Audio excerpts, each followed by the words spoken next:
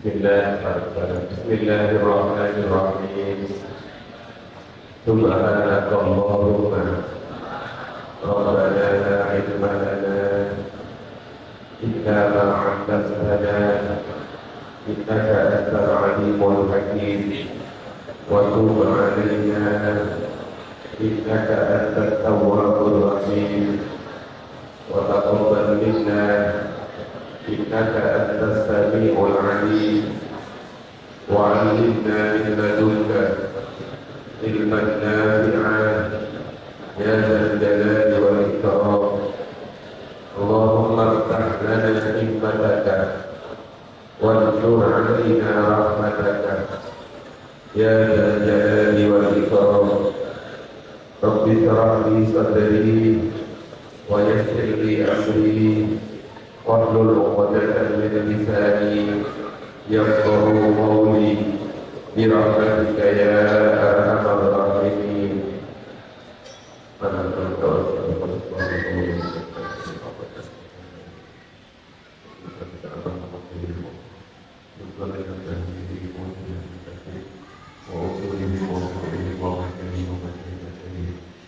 Al-Fatihah.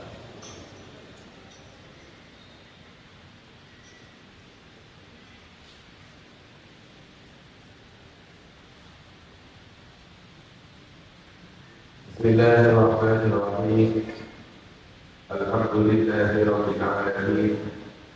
Wassalatu wassalamu ala asyrafil anbiya'i wa afdhalil mursalin sayyidina wa habibina wa syafi'ina wa qurrati a'yunina Muhammadin wa ala alihi wa ashabihi wa tabi'in wa man tabi'ahum bi ihsanin ila yaumil amma ba'du. وقد قال تعالى في كتابه الكريم أعوذ بالله من الشيطان الرجيم قل بفضل الله وبرحمته فبذلك فليفرحوا هو خير مما يجمعون.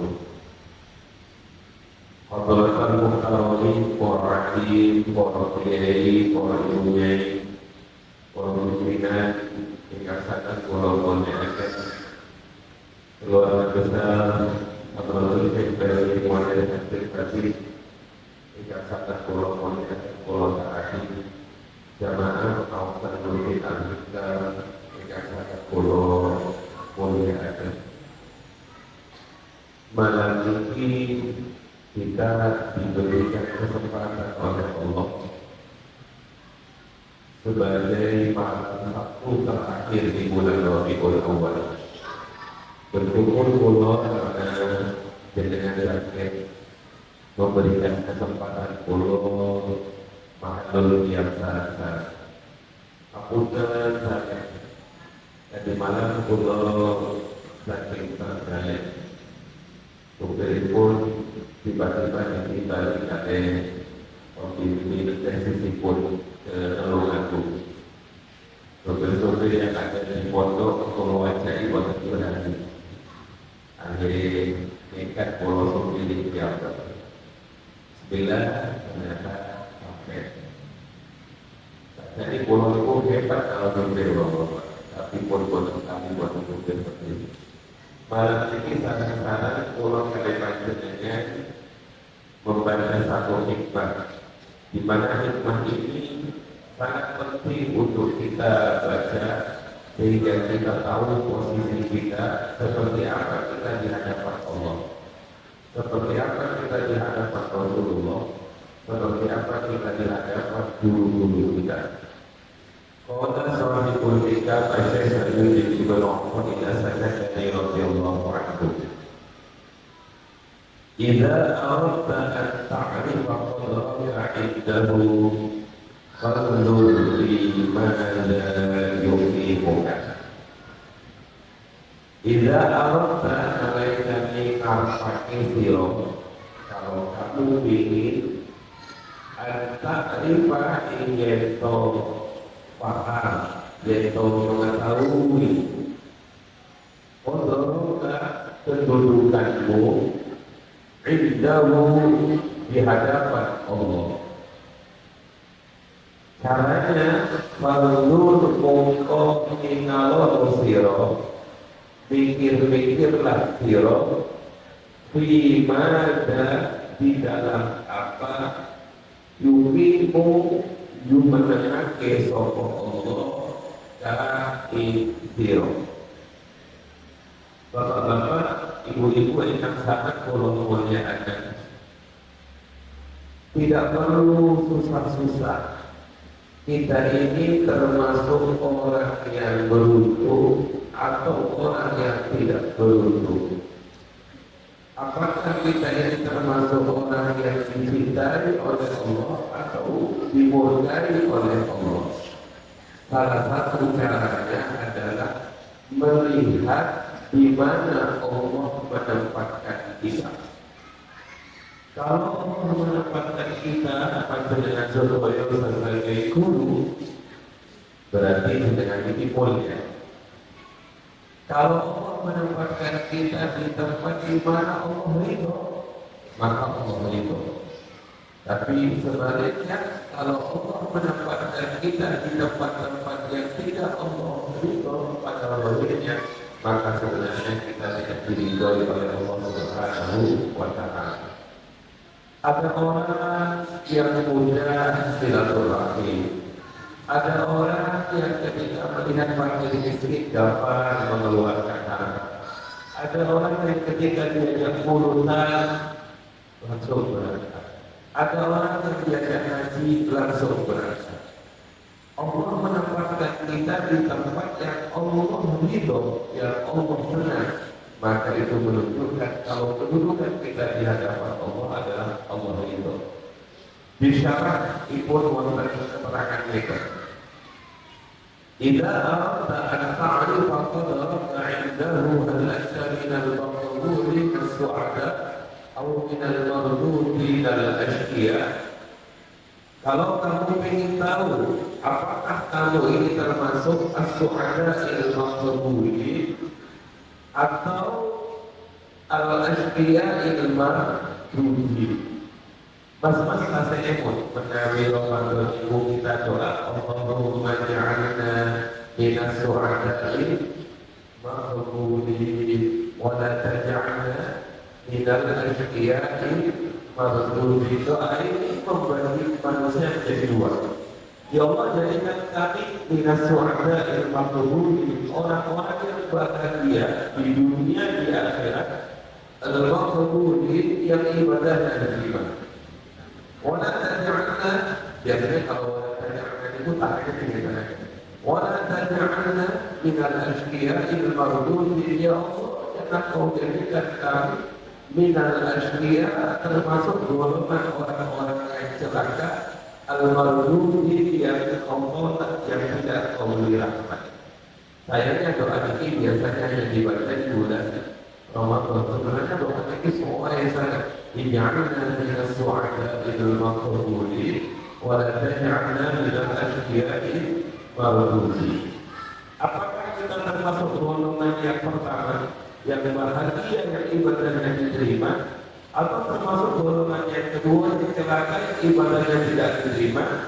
Cara kita yang ditulis oleh Syekh Syarqawi matur kita. Fadlul fi mana yuqimuka. Coba kamu lihat di mana Allah menempatkan kamu. Min ta'atin aw jihad. Apakah kamu dijadikan orang yang taat atau sebaliknya orang yang tidak taat? Faman kana min ahli sa'adah wal qabul, siapapun orangnya yang di hadapan Allah dijadikan orang yang bahagia, orang yang diterima doa-doanya, yang diterima ibadahnya, ista'malahu maulahu bima yurdihi anhu, maka orang itu akan dibuat bisa beramal dengan segala sesuatu yang Allah ridho. Jadi kita tidak beramal sendiri, bapak-bapak. Ista'malahu, Allah yang menjadikan kita bisa beramal. Kalau kita diperamalkan oleh Allah dalam ketaatan, kalau Allah mengamalkan kita dalam hal-hal yang diridhoi, maka kita termasuk as-su'ada'il maqbulin. Sebaliknya, wa man kana min ahli syaqawah, barang siapa yang kedudukannya di hadapan Allah adalah orang yang celaka, ista'malahu fima yushiduhu alaih, maka Allah akan menjadikan orang itu mudah beramal dengan amal-amal yang menjadikan Allah murka, dengan amal-amal yang menjadikan Allah benci.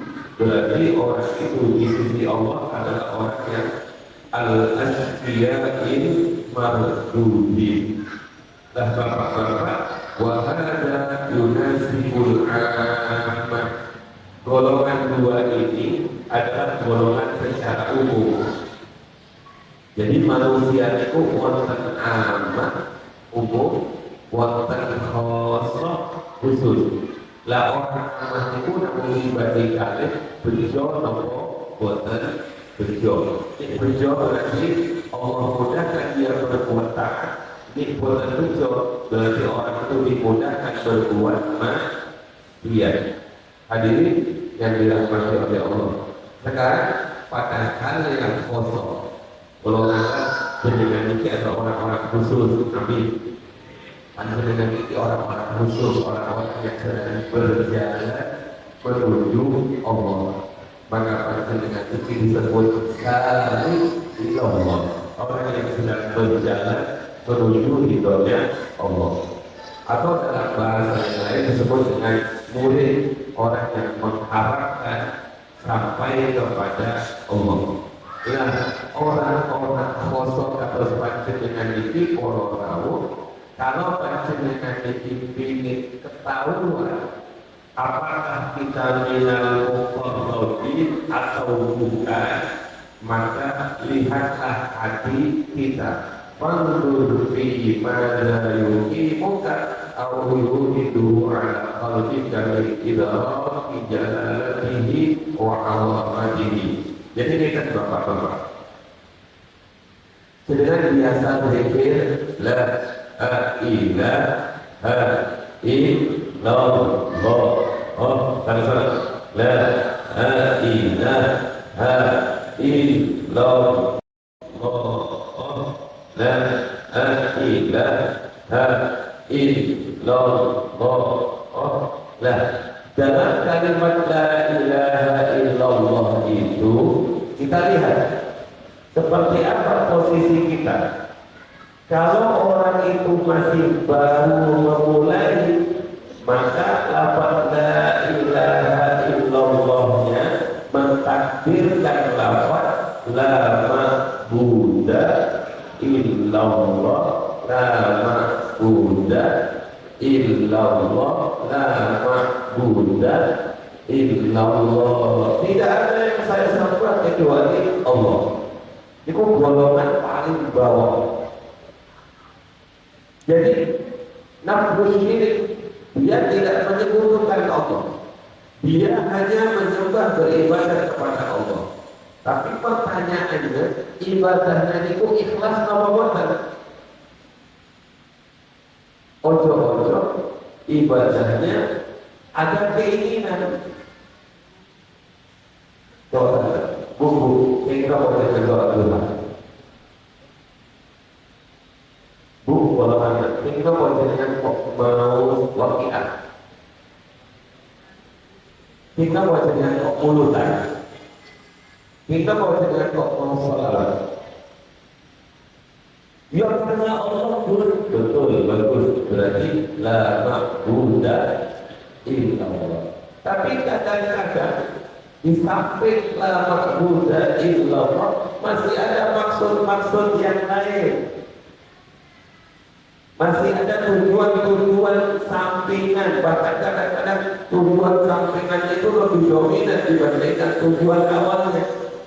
Maka kalau panjenengan mulai melangkah ke tingkat yang lebih tinggi, bukan lagi la ma'buda illallah, tapi la maqsuda illallah, la maqsuda illallah, la maqsuda illallah. Nah, tiap-tiap yang torikohnya baikkan kepada peta Bani Jazir, Bani Mustaqim, Romohi Salahuddin, Bani Jamal, niku ketika lisan kita matur la ilaha illallah, la ilaha illallah, artinya la maqsuda illallah, la maqsuda illallah. Gak ada yang saya tuju kecuali hanya Allah.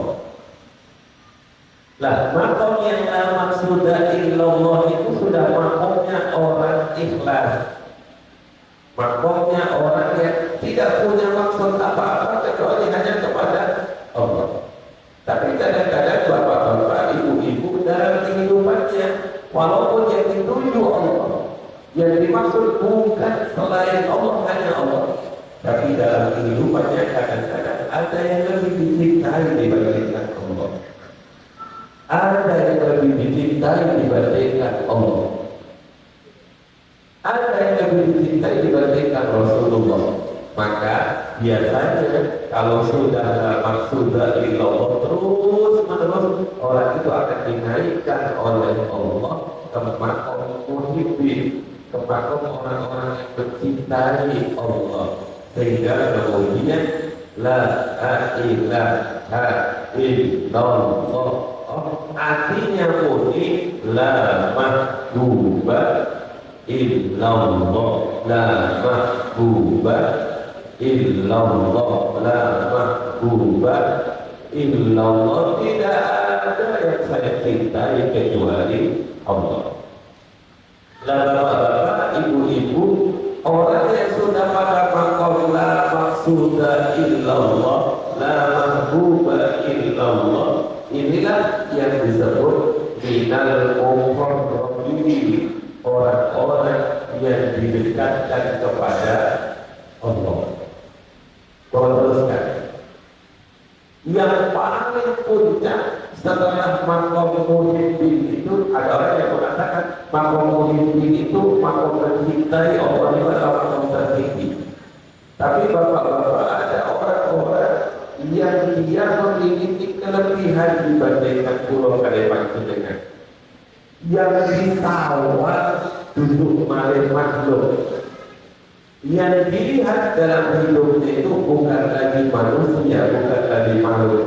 Tidak ada makhluk itu, yang ada hanya Allah. Maka ketika dia bilang la ilaha illallah, artinya bukan la mawjuda illallah, la mawjuda illallah, la mawjuda illallah. Tidak ada yang ada kecuali yang maha ada, yakni Allah Subhanahu wa ta'ala.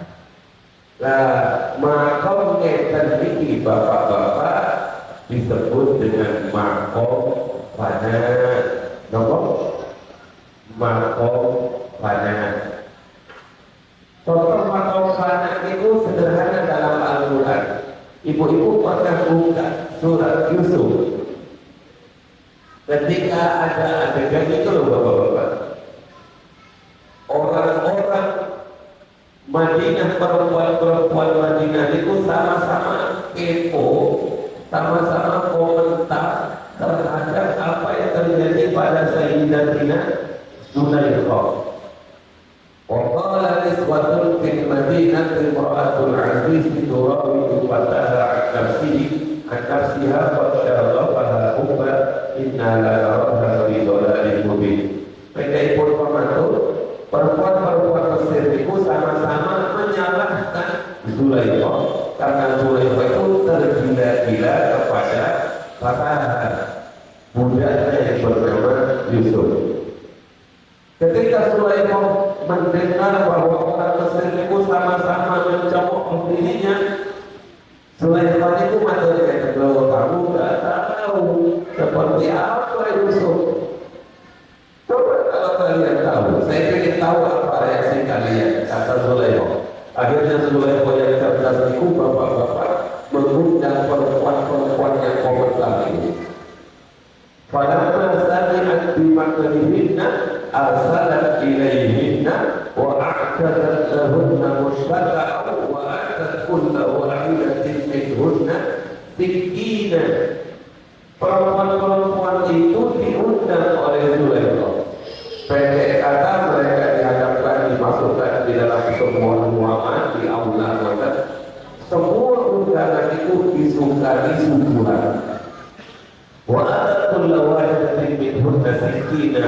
Kemudian setiap satu orang dari perempuan itu diparingi pisau tajamnya luar biasa.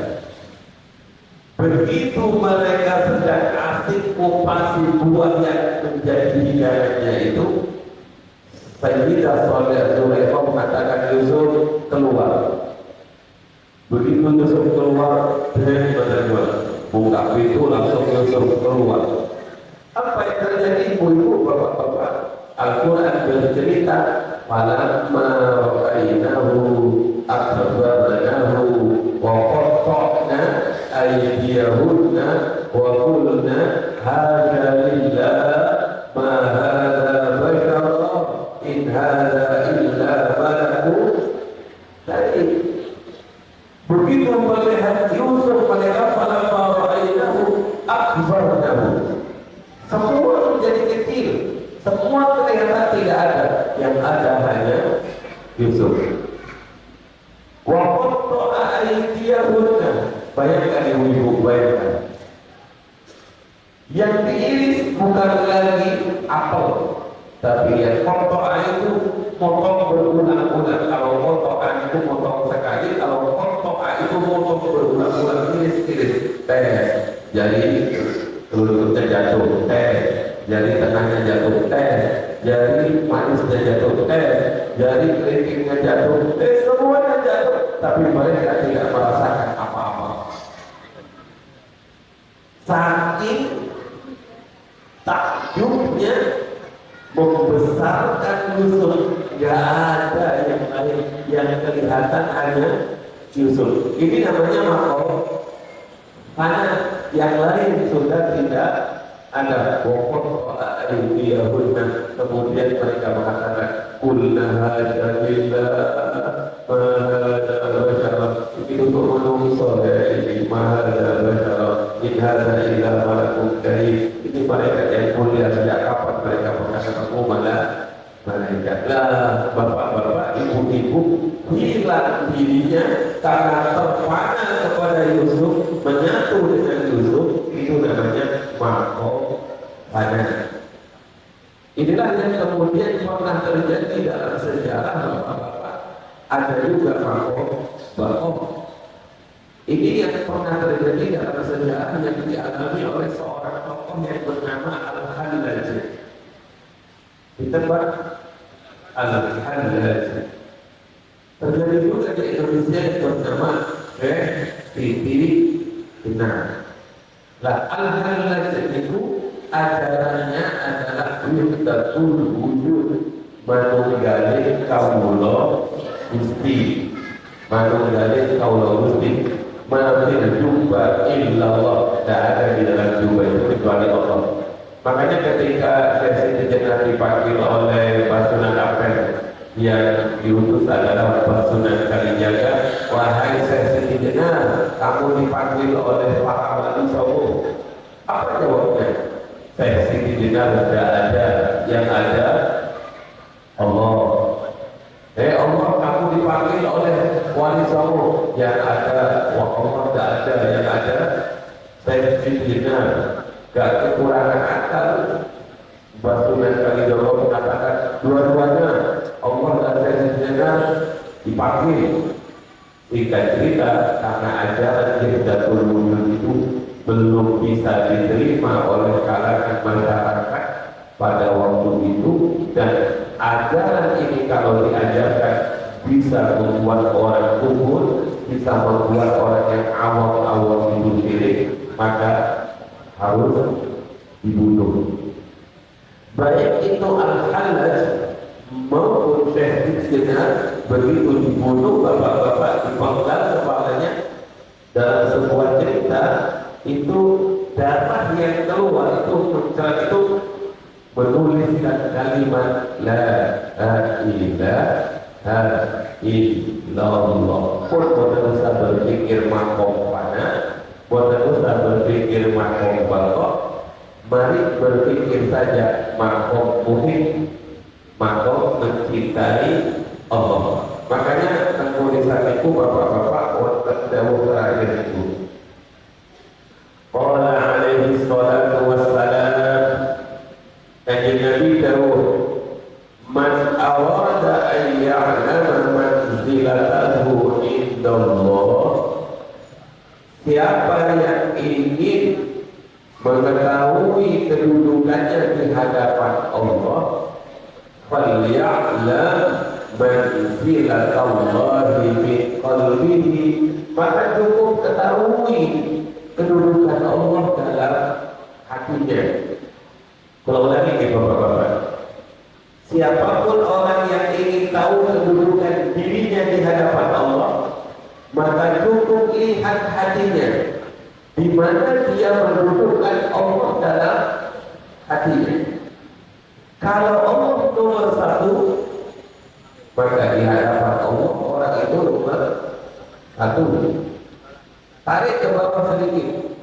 Bagaimana kedudukan kita di hadapan Rasulullah? Jangan bertanya bapak-bapak bagaimana Rasulullah mencintai kita. Gak usah bertanya. Rasulullah itu sangat mencintai kita. Bahkan dalam sebuah riwayat itu, ketika Nabi berada di Makkah bangkit, tiba-tiba Nabi menangiskan di hadapan para sahabat. Nabi kemudian menangis, ya Allah, saya rindu, saya kangen sama saudara-saudaraku.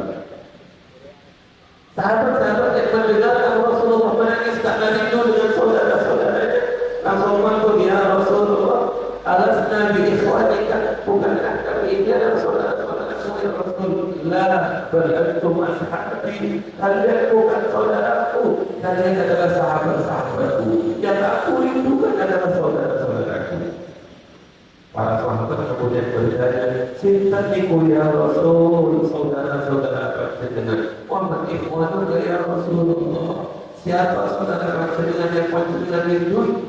Ternyata Rasulullah berkata, saudara-saudaraku yang menjadikan aku sangat rindu adalah mereka yang lahir setelah aku, tidak pernah melihat aku, tidak pernah mendengar langsung kata-kataku, tapi mereka beriman kepada aku. Sintaniku bapak-bapak, kulo oleh panjenengan, maka kita tidak perlu bertanya seberapa cinta Rasulullah kepada kita. Diteruskan, tidak perlu bertanya kepada Mbah Imun yang hadis latin, bagaimana cinta beliau kepada santri-santrinya. Tidak perlu kita bertanya kepada Mbah Jamal seperti apa cintanya Mbah Jamal kepada santri-santrinya. Tidak perlu kita bertanya kepada musyrik seperti apa musyrik mencintai murid-muridnya. Musyrik, guru kita, kiai kita, ibu kita pasti sangat mencintai kita. Tapi berbeda kedudukan kita di hati beliau-beliau itu karena perbedaan kita. Kalau kita menomorsatukan Rasulullah dalam hati kita, maka kita nomor satu di hadapan Rasulullah. Jadi sahabat-sahabat itu bapak-bapak semuanya dicintai dengan cinta yang sama oleh Rasulullah pada awalnya. Tapi kemudian perbedaan rasa cinta para sahabat itulah yang kemudian membedakan cinta mereka di hadapan Rasulullah. Sami-sami muridipun Bagyai zaman, tapi yang satu wakil, yang satu setengah api. Apakah Allah itu berbeda-beda cinta kepada muridnya? Bukan, sama semuanya. Tapi perbedaan cinta murid itulah yang membedakan kedudukan mereka. Pun yang paling mudah itu bapak-bapak orang tua, ibu-ibu pasti dengan mencintai anaknya sama. Yang pertama, yang kedua, yang ketiga, yang keempat, yang kelima sama semuanya. Tapi kenapa ada satu yang lebih dibandingkan yang lain? Ada yang satu ini lebih mencintai dibandingkan yang lain. Saya dipahami. Jadi Dawe pun kanjeng Nabi, man arada an ya'lama manzilatahu indallah. Siapapun orang yang ingin tahu kedudukannya di hadapan Allah, falya'lam manzilatullah min qalbihi. Cukup ketahui seperti apa dia mendudukan Allah dalam hatinya. Ditarik ke bawah sedikit, barang siapa yang ingin mengetahui kedudukannya di hadapan Rasulullah, maka lihat, tengoklah hatinya seperti apa kita mendudukkan Rasulullah di hati kita. Lah, urusan cinta ini bapak-bapak, ibu-ibu adalah urusan yang luar biasa karena disebut dengan makom muhim di dalam kitab nomor Minhajul Abidin. Caranya itu terjauh. Tiang itu dibagi 3 kelompok besar. Ada orang yang beribadah meskipun ya'budun Allah ala sabilil haud.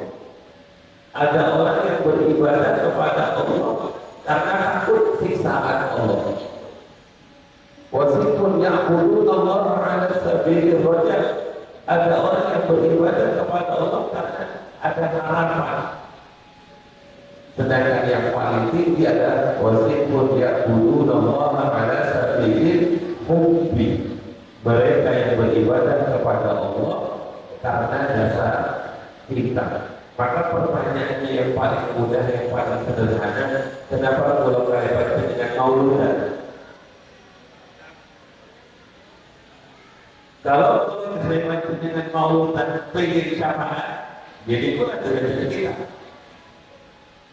Kalau kita mauludan pengen ada ilmu balik dari Rasulullah, itulah kita. Tapi kalau kita mauludan memperingati hari kelahiran baginda Rasul, karena dasarnya adalah cinta, dan cinta itu tidak butuh logika apa-apa. Cinta itu tidak butuh dalil.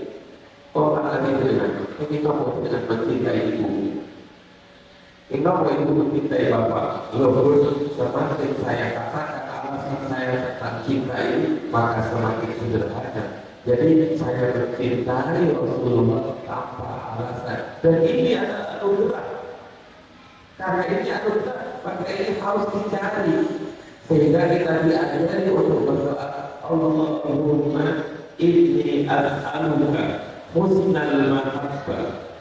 Ya Allah, kami mohon kepadamu agar saya memberi perasaan cinta yang benar kepada Nabi. Wa kamal al-mutaba'ah, ya Allah, setelah saya mendapatkan anugerah cinta, tolong mampukan saya untuk mengikuti Rasulullah. Jadi bapak-bapak, ibu-ibu, kalau kita membanding kecintaan kita dengan Rasulullah, dengan para sahabat, ada seberapanya Rasulullah. Hanya kadang-kadang ya Allah, cuma satu tak mau kita paling mencintai Rasulullah. Cuma satu juta, yang boleh satu PT, paling mencintai. Coba satu contohnya sederhana. Ketika pada peperangan telepon itu salah satu strategi untuk melemahkan tentara muslim dan orang-orang muslim itu yang disebut dengan peristiwa itu, orang-orang kafir memberi kabar bahwa Nabi Muhammad wafat. Jadi dikabarkan, disiarkan bahwa Muhammad wafat, Muhammad meninggal. Guncang bapak-bapak Madinah. Madinah itu pernah guncang 2 kali. Satu guncang gara-gara ini, yang kedua guncang ketika bila ada setelah Rasulullah wafat lama.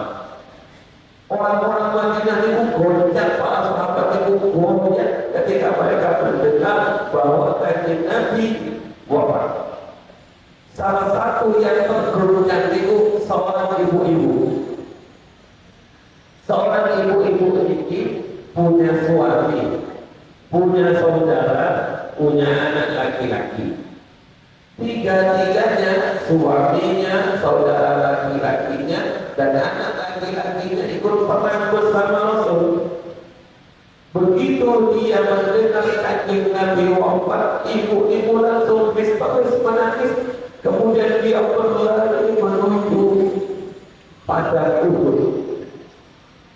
Di padang Uhud itu dia menangis sejadi-jadinya.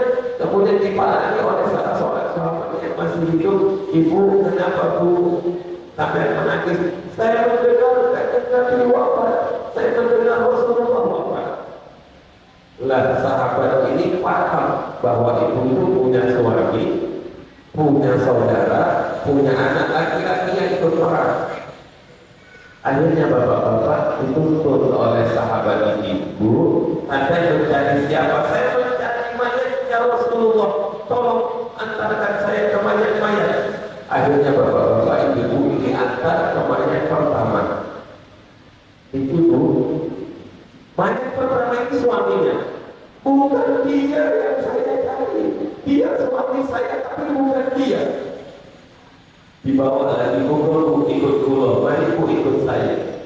Dibawa lagi, barangkali ini Bu mayatnya. Begitu dibuka, tutup wajahnya, ternyata saudara laki-lakinya. Bukan dia, dia adik saya, tapi saya tak jadi dia. Akhirnya dibawa lagi bapak-bapak di mayat yang ketiga, dibuka kamarnya, yang ternyata adalah anak kandungnya, tapi itu lagi mengatakan bukan dia anak laki-laki saya, tapi saya tak menjadi dia. Yang saya cari adalah kasih saya Rasulullah. Akhirnya bapak-bapak dituntun oleh sahabat-sahabat itu Rasulullah di sana. Begitu perempuan tua ini melihat baginda Rasul selamat, dia masuk sujud syukur dan dia berkata, ya Allah berterima kasih, kulo itu suami kulo wafat, kulo itu anak kulo mati, kulo itu adik laki-laki kulo mati, tapi kata dengan Rasulullah ya Allah. Sehingga bapak-bapak ibu-ibu ceritanya ini dengan baru paham dari kulo. Lalu minu ahadukum, tidak sempurna keimanan salah satu di antara kalian, katakan Nabi, hatta aku sehingga saya Rasulullah ahabbu ilaih, lebih dicintai olehnya waladihi, dibandingkan anaknya, wawalidihi, dan orang tuanya, wanasi ajmain, dan semua manusia. Iya, lah cinta seperti itu bapak-bapak. Jadi kalau ini bertahan dua lewat, jadi ada seorang perempuan yang bernama Robiah. Perempuan itu umur 5 tahunan, tapi cintanya kepada baginda Rasul luar biasa, yang namanya Robiah. Setiap saat dia rebutan dengan Anas bin Malik untuk menyiapkan air wudhunya Rasulullah, saking cintanya pada Rasulullah. Dan Rasulullah sangat perhatian kepada Robiah sendiri. Suatu saat Rasulullah manggil Robiah duduk, nah sini duduk di depan saya. Gini ya Rasul, kamu istiqomah melayani saya. Sekarang kamu mau minta apa? Akan saya kasih. Kita kalau ada bagian di badan itu minta apa? Pasti meminta sesuatu yang paling istimewa, yang bersifat materi. Tapi anak kecil ini mengajar kulo oleh panjenengan, dia minta uang ya Rasulullah, as'aluka murafaqaka fil jannah. Kulo boten minta boneka, kulo boten minta mainan, kulo boten minta apa-apa, yang kulo minta namun satu ya Rasul, apa-apa murafaqaka fil jannah, bersamamu di dalam surga. Jadi hari ini dengan sadar kalau memuliakan banyak jamaah lingkungan dari orang minta surga harus, karena kita diajari Rabbana atina fid dunya hasanah wa fil akhirati hasanah wa qina adzabannar wa adkhilna jannata ma'al abrar ya aziz ya ghaffar wa adkhilna jannata, masukkan kami ke surga. Tapi pulau kalimat dengan para murid, para salib itu minta surganya bukan karena surga ansur, tapi karena seperti yang diajarkan oleh anak kecil yang bernama Robi'ah itu, karena di surga kita berkumpul dengan kanjeng Nabi. Berarti para perintah Rasulullah surga tidak penting, yang paling penting adalah bersama kanjeng Nabi. Itu adalah pernah terjadi pada seorang sahabat yang bernama Sauban. Sauban itu pucat, pasti kemudian ditanya oleh Rasul, ya Sauban, kenapa kamu kelihatan kurus, kelihatan pucat? Akhirnya Sauban menjawab, ya Rasulullah, akhir-akhir ini beberapa kali dengan kisah kali pulau mikir ya Rasul, suatu saat dengan pasti kapundul, suatu saat dengan pasti wafat, pulau pasti mati ya Rasul. Bukan kematian yang saya takutkan, tapi berpisah dengan panjenengan yang saya tidak kuat ya Rasul. Lagi-lagi kalau apa tidak kuat ketika kalau berpikir nanti kalau kita sama-sama meninggal ya Rasul, panjenengan masuk surga, kalau bukti-bukti masuk surga. Tapi buat apa surga bagi saya kalau tidak kumpul dengan panjenengan? Padahal surga kita jelas beda ya Rasul, panjenengan surganya BPVIP, yang pakai BPVIP, sedangkan pulang ke kelas BPJS. Buat apa pulang masuk surga kalau buat salah dengan panjenengan? Mendapat aduan kemuskinan, kanjeng Nabi diam. Begitu kanjeng Nabi diam, turunlah malaikat Jibril membawa ayat, A'udzu billahi minasyaitonir rajim, wa man yuti'illaha wa rasulahu فَأُولَٰئِكَ مَعَ الَّذِينَ أَنْعَمَ اللَّهُ عَلَيْهِمْ مِنَ النَّبِيِّينَ وَالصِّدِّيقِينَ وَالشُّهَدَاءِ وَالصَّالِحِينَ وَحَسُنَ أُولَٰئِكَ رَفِيقًا. Kemudian ketika Nabi jauh, al-mar'u ma'a man ahabba. Hadis al-mar'u ma'a man ahabba ini adalah hadis yang paling disenangi para sahabat melebihi hadis-hadis yang lain. Kenapa? Karena hadis ini jaminan bahwa sahabat itu akan bersama dengan yang dicintai. Makanya bukti-bukti kalau kali pasti dengan naik makomnya bukan lagi la maqsuda illallah, tapi la mahbuba illallah, la mahbuba illa Rasulullah. Kalau itu bapak-bapak ibu-ibu sebagai kalau tadi kalau bercerita dua orang perempuan yang hebat yang bercinta ya Rasulullah dan satu laki-laki yang bernama Sauban. Kalau cerita saat ini jangankan yang berakal, yang tidak berakal pun itu cintanya pada Rasulullah luar biasa. Dengan pengakhir baik kita. Alam tamaha wa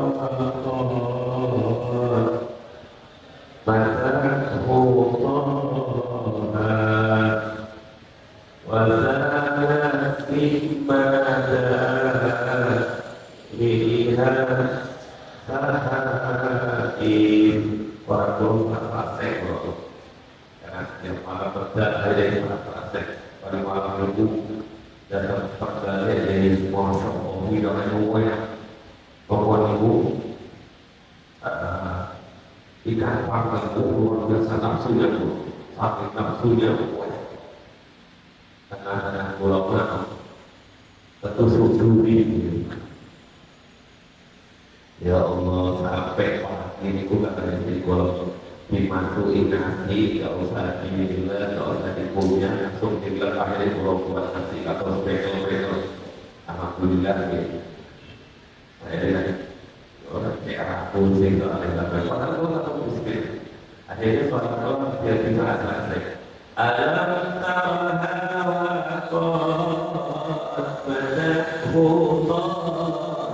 Apakah kamu tidak melihat pada unta-unta itu? Qad yang memanjatkan langkah-langkahnya. Jadi unta-unta itu kalau ingin sowan Rasulullah sudah hampir sampai rumah Rasulullah, kelihatan rumahnya Rasulullah itu berdepan, pakai pingin segera. Unta-unta yang mendengar Kanjeng Nabi dibacakan syair-syair dari Kanjeng Nabi. Itu unta-unta itu melangkah ke depan, melangkah ke kiri, melangkah ke depan.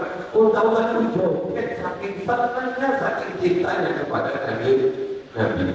Wasallam mana fiha sa'im serta dari mata mereka, mata unta-unta itu keluar air mata rindu, keluar air mata haru. Unta saja loh bapak-bapak mau cintanya kepada Kanjeng Nabi. Kalau kita masa kalah dengan enak jadi nanti masa kalah kalian usah. Waktu mana? Wa atakal audu yabki wa tadallal baina yadayka wa tajarat ya habibi indama qabyun rukun wa atakal audu yabki telah datang kepadamu Muhammad pohon menangis. Ini ceritanya Kanjeng Nabi itu biasa khutbah di pohon kurma sendengan kayak tadi. Tiba-tiba ada orang kasih hadiah Nabi mimbar. Akhirnya Jumat ini Nabi khutbah di atas mimbar. Tengah Nabi khutbah itu tiba-tiba terganggu oleh suara tangisan, seperti tangisan anak kecil yang ditinggal oleh orang tuanya. Lambat laun semakin keras sehingga para sahabat terganggu. Tengah-tengah Nabi khutbah, Nabi turun melangkah ke kanan beberapa langkah marahi pohon kurma. Kemudian Nabi elus-elus pohon itu sambil bicara dengan pohon itu. Lama-lama tangisan sayup habis. Akhirnya Nabi naik ke atas mimbar melanjutkan khutbah. Para sahabat bertanya, ya Rasulullah, ada apa dengan tangisan itu? Terus kenapa jangan turun dari khutbah di pohon itu? Ketahuilah sahabat-sahabatku, pohon itu gak mau pisah dengan saya. Dia menangis karena dia saya tinggalkan seperti bayi itu loh bapak-bapak, seperti anak kecil yang tinggal ngajar itu nangis. Dia merintih, dia menangis karena dia tidak mau pisah dengan saya. Terus akhirnya karena mengganggu saya turun. Saya tanya kepada dia, kenapa kamu menangis ya Rasul? Bentar-bentar ada yang baru yang lama. Botol sakit macam-macam Pak. Bentar-bentar ada yang baru yang lama kau tinggal karena kau lupa aja begitu ya Rasul. Tak kuat saya kau tinggalkan saya. Dan bagaimana kan kau saya sudah dapat. Nampak itu mimbar. Istrinya aja kata tadi, besok aku berdiri di tempat sampai, tapi ingat kita hanya kumpul di dunia, tak dilihat tidak kumpul. Atau sementara kita pisah, tapi nanti kita kumpul di akhir. Pilih mana? Pilih di akhirat ya Rasul. Makanya jangan nangis ya, pilih ya Rasul. Singkat cerita, nanti bapak-bapak ibu-ibu, Asyik Abdul Hasan Asy'ari berkata, wahai murid-muridku, perhatikan. Jangan kita yang berakal kalah dengan kayu. Kayu yang tidak berakal saja itu nangis kangen rindu pada baginda Rasul. Makanya ketika tadi Nabi ditantang itu, Nabi Muhammad itu apa sih bisa yang paling hebat? Nabi Isa loh mampu menghidupkan orang yang sudah mati. Nabi Muhammad tidak bisa. Para sahabat, para ulama mengatakan kalau hanya menghidupkan orang mati kemudian mati lagi itu kecil. Lebih besar mukjizatnya Kanjeng Nabi pada pohon. Nah, pohon loh gak punya otak, pohon loh gak punya akal, pohon loh gak punya mulut, tapi dia bisa menangis karena rindu kepada baginda Rasul. Makanya saya biasa mengatakan jangan kalah kita dengan pohon. Yang kedua, bayangkan murid-muridku, kata saya tadi, kalau karena nangis rindu pohon saja Nabi turun dari atas mimbar yang seharusnya tidak boleh turun, bagaimana halnya kalau IPM yang nangis bareng-bareng? Kira-kira Rasulullah hadir atau benar? Kalau pada pohon saja hadir, apalagi pada panjenengan umat tercinta cintanya pasti Rasulullah. Hadirin yang sangat muliakan, baik pun pematur, mungkin kita bisa bermauludan sepanjang masa. Bukan hanya pada bulan Maulid kita mengingat Rasulullah, tapi sepanjang kita hidup tenang. Sumber dari kebahagiaan itu adalah baginda Rasul. Kalau tidak ada Maulid, maka tidak ada Isra Mi'raj. Kalau tidak ada Maulid, maka tidak ada nuzulul Quran. Kalau tidak ada Maulid, maka tidak ada Idul Fitri. Kalau tidak ada Maulid, maka tidak ada Idul Adha. Kalau tidak ada Maulid, maka apalagi tidak ada 17 Agustus juga ada. Semuanya bermuara kepada Maulid Nabi Muhammad SAW. Berkiai Haji Abah Jamal itu sangat remen dengan perayaan Maulid. Maka boleh Ustaz atau Ustaznya juga berdoa. Mana dalilnya Maulid pun boleh Ustaz. Kalau ada orang nyari dalil, kamu kok Mauludan, mana dalilnya? Pokoknya pun kamu bisa belajar dari Maulid, ya belajar lagi. Coba dibalik bapak-bapak, kalau ada mereka minta dalilnya Maulid, kita jawab kita. Coba carikan dalil larangan baca sholawat. Carikan dalil larangan berbahagia atas kelahiran Nabi. Carikan dalil makan bareng-bareng ketika lahirnya Nabi. Ada tak hadis yang melarang janganlah kamu bersolawat atas kelahiran Nabi? Pasti banyak tak seperti. Sementara ini orang pakai terlalu baik, diminta dalil lebih patuh akan. Sekarang kan sekali-kali buat urusan sibuk-sibuk patuh dalil. Dan mereka sekali-kali ingin tahu saya mereka seperti apa pakarnya. Mana dalilnya Maulid? Balas. Mana dalil larangan Maulid? Ada juga. Waktu saya takut ya sekali-kali nggak bodoh takut itu. Kalau kita dikir bapak-bapak, tapi lepas dari itu bersyukurlah kita kepada Allah Subhanahu Wa Taala karena kita dipilih oleh Allah untuk merayakan Maulid. Terakhir, lihatlah hati kita sebagai cermin di mana kita menempatkan Rasulullah. Seperti itulah kedudukan kita di hati Rasulullah. Seperti apa kita mengagungkan guru kita, seperti itu pula hati guru kita mengagungkan kita. Seperti apa kita mencintai orang tua kita, seperti itulah cinta orang tua kepada kita. Jadi kalau kita ingin tahu kedudukan kita, tinggal lihat hati kita. Mungkin kita akan kembali menjadi Allah. Rabbi fa'fa'na bibarakihi Qurna bihurmati wa anifna bi tariqatihim wa mu'afatihim minal fitani. Bismillahirrahmanirrahim.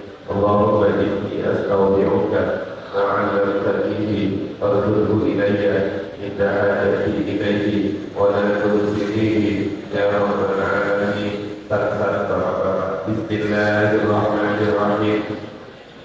Allahumma inni as'aluka husnal mahabbah wa kamalal mutaba'ah wa kamalal mutaba'ah li nabiyyina Muhammadin sallallahu alaihi wasallam fi aqwalihi wa af'alihi wa ahwalihi. Allahumma inni as'aluka hubbaka wa hubba habibika Muhammadin sallallahu alaihi wasallam wal amal alladhi yuballighuni hubbaka wa hubba habibika Muhammadin sallallahu alaihi wa alihi wasallam. Subhana rabbika rabbil izzati amma yasifun wa salamun alal mursalin walhamdulillahi rabbil alamin. Al-Fatihah.